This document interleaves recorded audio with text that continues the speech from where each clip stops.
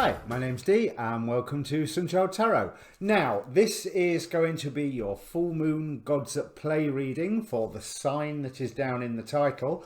It's a bulk introduction as ever. There will be a timestamp down below, but stick with it this time, at least the first time, because there's some good information I've pulled together, I believe. I've had some real fun researching this and working everything out. So, timestamp because, or first time because, it's a good idea to watch at least 3 of these. So your sun sign, your moon sign and your rising sign. My personal favourite would be your rising sign. You know, if you don't get to watch any of the others, watch your rising sign. There's a link down below for a birth chart if you don't know what that is. It takes you to AstroSeek. If you do know a little bit about astrology, you can choose what house system you want and all that sort of thing. So, being a general reading, of course, it's not aimed at any one person specifically. So it's a sort of, it either is for you or it isn't. It's not really a reading where you can ask a question beforehand, although you could if you want to.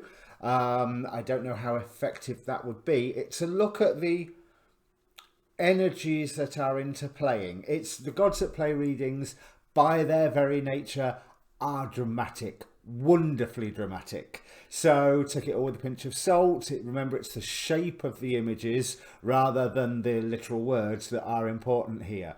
So let's get on to this new moon. So 9 degrees Aries. This is the harvest moon, which is the first full moon after fall equinox. Now, the astrologer Kelly Rosano is saying it's a great reset. It's a great time to make a fresh start, to reinvent yourself, to keep moving if you have a strategy. And if you don't have the strategy, work on the strategy. You know, don't just move without a strategy. But if you can keep moving, do keep moving. Now, with it being 9 degrees Aries, I'm going to be referring to all my written notes and some notes on the computer here. This point has a history this year.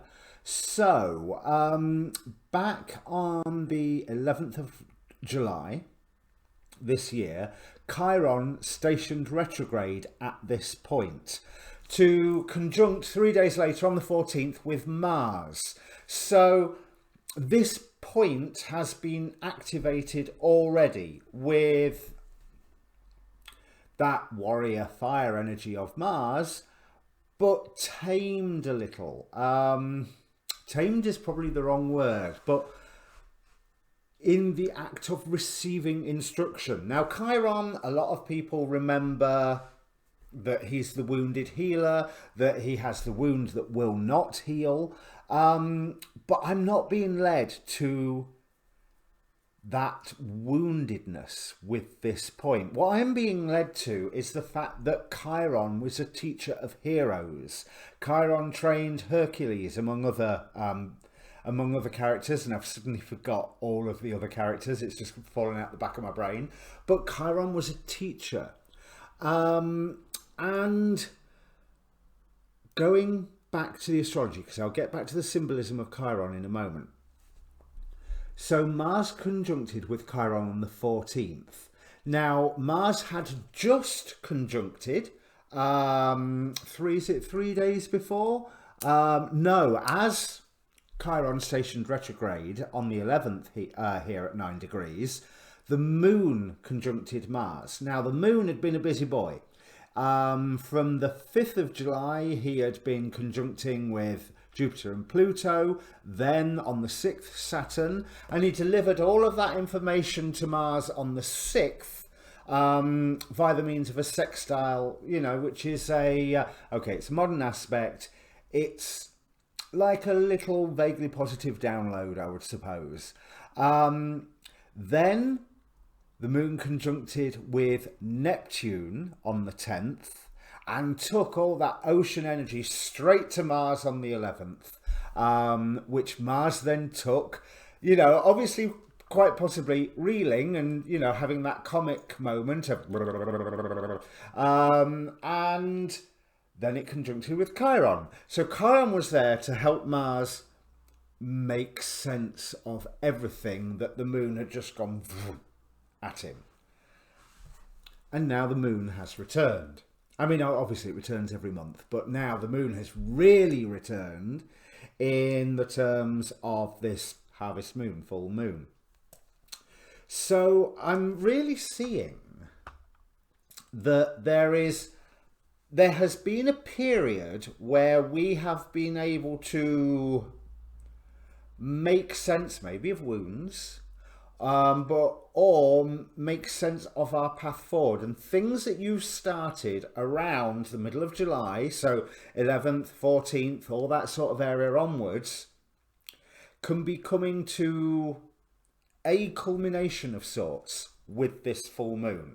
Now, that's just a culmination, not the culmination. So it's not like a final conclusion. It's you're going to be reaching towards a high point, a potentially healing high point, but as a result of everything that you have learned and things that you set into motion back in July.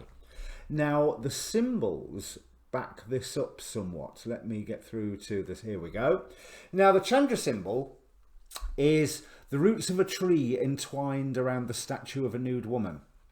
So the explanation of this sounds a bit weird, but just think about the weird time we have gone through with 2020, with all the lockdown restrictions, with the new restrictions that we've had to introduce for ourselves to keep ourselves and our loved ones safe, the financial restrictions that have no doubt come in at the same time. And these restrictions are definitely being highlighted now by the current Mars square Saturn, or Mars Saturn square is what I was going to say,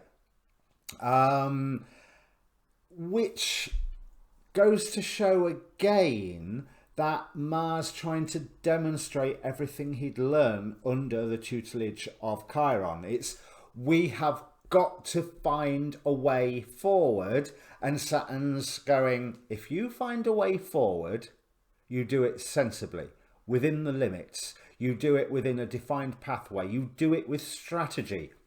Another thing Kelly Rosano said in her video was that squares are like a step up. You can use them, and I think Rick Levine has talked about how you can resolve issues in a square creatively, using creativity, but that square creates tension in the first place, so it's highlighting issues that are already there. So going back to this roots of a tree entwined around the statue, so it says bondage and freedom sometimes go hand in hand. The bondage is being true to pattern, predictable, here's Saturn, caught in habits and tendencies perpetually left to grow like weeds. The freedom is that as you meet yourself starkly in the midst of these old, tired patterns of behaviour, you come into touch with a quickening flame of self-recreation, stimulated and forced by being at the mercy of the relentless powers. Now, if that doesn't sum up what is also going on in the astrology around this full moon with that Mars-Saturn square, I don't know what does. You cannot... the heavens are most definitely giving us a huge message here. Anyway, I'll continue with this. The impulse to make yourself over is fervently strong, courageous, ready and willing. The old stuff dies hard. You are therefore engaged in a pitched battle of a protracted kind between retrogressive and progressive ideals, impulses and desires. Both sides are so impassioned and sharply intent that this could become a knockdown, drag-out battle of wills. Now, if that doesn't reflect the politics as well as our own internal struggle at the moment, I don't know what does. Where was I? The atavistic backward-leaning will feel immune to change. The visionary forward-thrusting will feel moved by evolutionary forces to never give up. Eventually, the future prevails over the past, but not before scars and multiple traumas mark the spot of fighting for your life against an implacable inward enemy who knows it will lose and fights all the harder accordingly. I hadn't read that right through to the end. That doesn't bode well for the election, does it? So, moving on. Another thing is the Omega symbol. Again, I'm reading Aries 10 because this full moon is at 9 degrees and 8 minutes of Aries, therefore it's in the 10th degree. So in many different places, a man keeps seeing the same number. It's talking about interacting and being inspired. Now there will have been over this period, I mean, there is over any period, but over this period especially, certainly under the tutelage of Chiron, there will have been certain things which will have appeared again and again and again. And with all the circumstances that we've had recently, we're pretty much forced to look at it. Just as Saturn is now stationing direct, turning to face Mars as it goes in that square to it, and Saturn is like this, look here, this, those things that you cannot resist, those things that you cannot ignore. And when I say you can't resist, I don't mean like chocolates, I mean like a wall. You cannot resist a wall if you run into it, you know. This so it's definitely highlighting those limitations that we're going to face, and how we are going to be able to change ourselves to overcome those limitations. Now, presiding over this degree is the angel Eladia, who the phrase I have here is looks can kill, protection from the evil eye and divine grace. But so I investigated Eladia a little further, and as a guardian angel, where she is, I think, is it the first half of the second decan of second half of the second decan of Taurus, but she also presides over 9 degrees Aries, 21 degrees Gemini, and my database isn't built up any further than that. There will be another 3 points that she presides over. Now, Eladia symbolises tolerance and clarity of mind, giving you inspiration to succeed in your endeavours, as well as helping in restoring your morale. He also brings you healing and forgiveness for your faults. What is really interesting is that of the charisms he rules over, it's interpretation. It's how to interact and how to perceive the world around you. Now, you can ask Eladia to bring you divine grace so that your faults may be forgiven, but that's also a process of, to do that, you need to have recognised your faults in the first place, and then to have them forgiven, you also have to make sure that you are not making the same faults again and again and again and again. So there's that whole rebirth element going on once more. So here I've got Guardian Angel Eladia provides tolerance, mental clarity, forgiveness, healing of illnesses, recognition of your mistakes. So Eladia will help you recognize where the mistakes, and that's a good thing, because if you think this Mars square Saturn, it's Mars retrograde, we are reviewing what we have already set into motion, and then as Mars goes direct again, we get to do it again, but properly.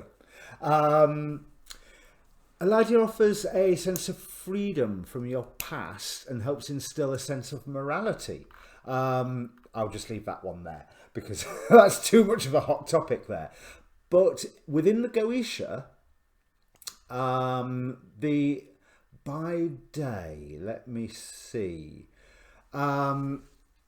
This degree is ruled by Baal by day and Phoenix by night. Now, Phoenix is depicted as a phoenix. So again, we've got that symbol of rebirth, and he's a great Marquis of Hell, has 20 legions of demons under his command, but he teaches all wonderful sciences and is an excellent poet and tends to be very obedient to those who summon him. Now, he does hope to return to heaven after 1200 years, but it is noted that he is deceived in this hope, and it's definitely been 1200 years since Solomon helped conjure him to help build his temple. So if the full moon is happening in the night where you are, there is that added oomph of rebirth from that phoenix energy. Now, Baal or Baal is more of a shapeshifter and warrior god.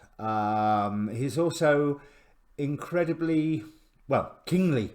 Basically, he's one of the 9 kings of Goetia, and he presides over solstices, fire festivals, gives aid in astral projection, shapeshifting within dreams, and is also helps with the reconciliation of friends, which might be a really useful tool. And that could be a step on your using that square to climb up, because Temper's afraid this year, understandably. If there's anyone that you need to make up with, and the full moon is in the day where you are. I mean, I remember last week there was some astrological conjunction or other, well, aspect or other, that was also helping with this whole reconciliation idea. So that energy is obviously still with us by Baal being empowered by the full moon. Now, that's probably technically not the right way to say it, but you know, Baal's mastery of this degree empowering the full moon, put it that way. You know, so all in all, this promises to be a really good full moon if you take advantage of it. So yeah, do your full moon ceremony, but also be in touch with people. Be in touch with all the voices inside your head, and be in touch with some of the voices outside of your head, like your friends, your family, anybody that you maybe need to smooth things over with, and anybody that will help you move forward in things that you have already set into motion, and hopefully set them into motion using your strategy that is so heavily advised by Saturn. And you set it into motion before Mars turned retrograde. Now's not a good time to start new things. If you haven't got a new thing that you have started, then plan, strategize. You can move forward once you have your plan and your strategy. Now, you're going to hear a lot more of this sort of stuff from me. I want to give a very quick plug to the Astrology Hub and the course that they are running with famed astrologer Rick Levine. That starts next Sunday, 4th of October. I will be doing that course as well. So you know how I keep saying, no, I'm not an astrologer? Well, hopefully by the end of it, I'll be that one step closer to being one. I mean, okay, it's still going to take me a decade to get there, but I get to study under Rick Levine. How cool is that? And so can you. So if you go over to the Astrology Hub website, astrologyhub.org, just Google Astrology Hub, and then whatever that web address is /foundation, and you will find that course. It works out $200 and odd with tax, really odd, like $4.50 or something, $4.88 I think I paid. So yeah, if you're into all this stuff, and hey, you've listened to me drone on for what, 17 minutes now, I better get on with the reading in a moment. But you've listened to me waffle on for all of that. So come and join. It should be fun. Now, there's also a link down below for my Facebook page for this channel. I'd be remiss if I didn't give that a plug. There is an inbox on that Facebook page. So if you want to contact me for a personal reading, feel free. That's one of the ways to do it. You can DM me on Twitter as well. I have a Linktree link down there for all the different social media bits and bats. And I have the time now October is, yes, I've no idea what month it is. I mean, as Rick Levine said, we are on the 175th of March. But October, I have a lot more free time. I hope to be generating a lot more videos for you. I've just seen my video go really weird there, so I think I will stop talking now and bring up the cards. Cheers. And well done, Scorpio Sun, if you have managed to make it through the entire introduction. And welcome, Scorpio Rising and Scorpio Moon, if you've just joined us after the timestamp. So, if you are indeed Scorpio Rising, although you can interpret this for many of your Scorpio placements, this is happening in your 6th house. And basically, it's a point in time where you look in the mirror and say, that's it. I've had enough, or that's it, I'm starting whatever. So it could be a health thing, it could be an exercise thing, it could be a culmination of something at work, it could be that you clap your hands together at work and go, right, that's it, I've had enough. Now, the interpretation I was reading does suggest, if you're going to do that, do it with a plan. Because being a professional bum doesn't always work out so well, which makes a lot of sense. But it's interesting that the cards here are telling a slightly different story. They are implying that whole "that's it" reaction. But you are being engaged to take instant action rather than a slower, more methodical, it's all right coming to the idea of that's it, I've had enough, or that's it, I'm changing this, doing it like that. But it needs to be more considered. You can come to the decision, but not necessarily take the action yet. Give yourself time to plan. So I'll just switch back to the big camera. I'll show you what I mean.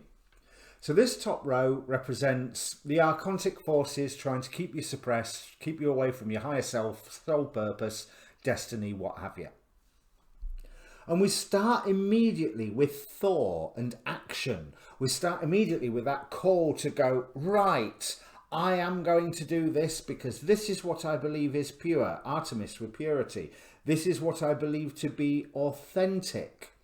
But the Archons have laid a trap that you can be careless in this and act towards the detriment of yourself while believing you are acting to the benefit of yourself. Now, we've got a really interesting opposition here with Thor immediately with his brother Loki. And so if you've watched the Avengers movies, the Thor movies, or just generally know your Norse legends, you know they don't get on.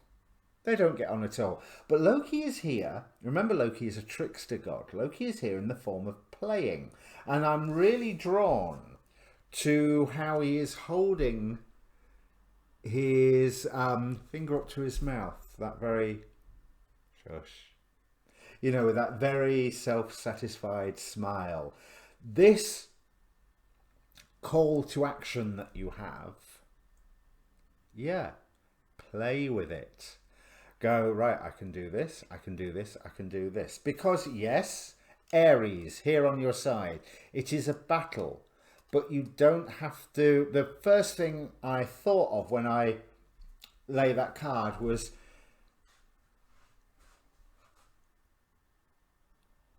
Oh, how do you say it? But basically, the phrase along the lines of... Because I can't remember what the precise phrase is. But you're... Winning the battle does not guarantee winning the war, or you don't have to win the battle to win the war. I'm going to go with that second one. You don't have to win the battle to win the war, because this call to action highlights, yeah, you want a drive towards purity, but that has to be a long-term sustainable purity. And if you work to your own for your own protection, then you will be protected by more than just you. And this is what Hecate is saying. But remember, Hecate is the moon, is the goddess of witches, the goddess of secret disciplines, of the plans of Hecate can take a long, long time in coming around into being. And the fact that here she is working with Apollo, the god of light, who is shining truth on the situation, and to the point, shining truth on desire. Eros here with desire. So, whatever this "that's it" reaction is, oh yeah, come to your decision. Absolutely, come to your decision. But do not act just yet. Play with it. Think about all of the ins and outs. Think about how you need to get to where you want to be. And yeah, there's this call for purity, and you can take that call for purity on board. But the call for purity is not what you are being told it is. The call for the purity is by you finding that path forward that makes your heart sing. So if it's, right, that's it, I've had enough, I'm leaving this job, then okay, you're leaving the job. Don't hand your notice in yet. Work out what you're going to do first. Work out what makes your heart sing. Okay, I am now going to give up this habit. Smoking, whatever. Okay. Work out how you can do it in a way where you are replacing it. But I don't get that whole, I don't think this is a giving up smoking reading somehow, but that's what the full moon in your 8th house can suggest, giving up smoking. But there's something definitely here that you are being called to react to and to give up. Oh yes, and it's all so clear. This Ace of Swords is really popular for this full moon. Keeps coming out again and again. For that matter, so does Baba Yaga. This is the 2nd or 3rd time she's come out, but first time with the Archons using her energy, or her likeness. Let's put it that way. I want that card. The angel overseeing this whole reading, we have Hakamia, who astrologically represents loyalty. Ah, yes. You know, I said there was a warning in your being tempted into carelessness. Be careful what you would lose by it. This decision is all well and good. This decision is great, in fact. I think you have made a really, really good decision here. But you need a planned... I can't think of the right phrase. Not a planned method of assault. A plan of attack. Basically, a plan of attack. Let's stick with that Aries theme. You need a good plan of attack to work out how you are going to get to where you want to get to. Right. We have, well, 1 card face down, which I'll save for the end, and 3 cards face. Oh, 4, but 3 that I can see. So. There's 4 cards here. So I've got that new beginning. I'll go with these 3 as well. Yes, 7 of Swords for strategy. Follow your guidance. Find your new dream. Right here. But if you are called to action and you take the action immediately, then that is it. That's an ending, but not necessarily the change that you are after. But if you go, no, I'm going to fight this step by step, not your decision, but whatever it is that inspired your decision, then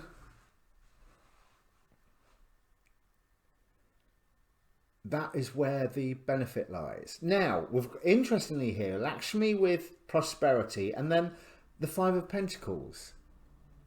So what this is telling me is that there is a slight amount of hardship that you need to take now for a better result in the long run. Something that really does offer you a new beginning. Oh, look, a tarot reader saying a new beginning. But we've got the Fool card here, where the light of truth is shone upon what your desire really is, and you are protected in this.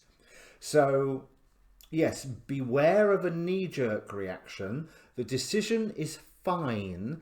It's the reaction that you need to monitor, and the reaction that you need to be very, very careful of, because you may think that you're doing something good for yourself, and all it is careless and creates a loss. It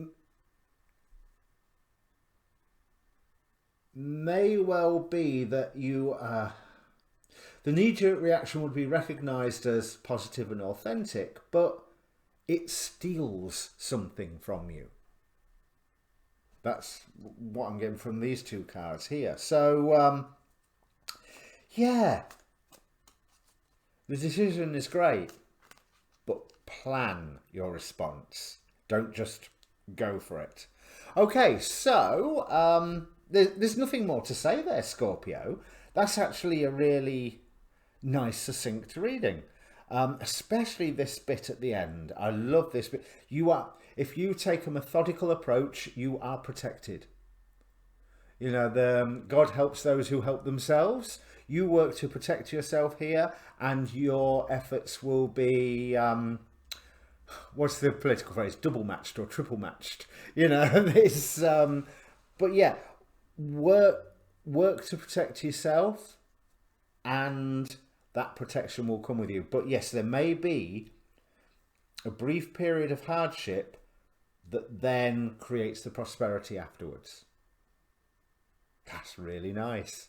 Okay, so if this means anything to you, Scorpio, do comment down below. It's always good to hear from people where my readings have actually hit a chord or not, because otherwise I just think that I'm just sat here talking nonsense to a camera. Now, your monthlies will be out in the first few days of October, and of course, if you are Scorpio Sun, go and watch your moon and rising sign now. See you at the start of October. Cheers.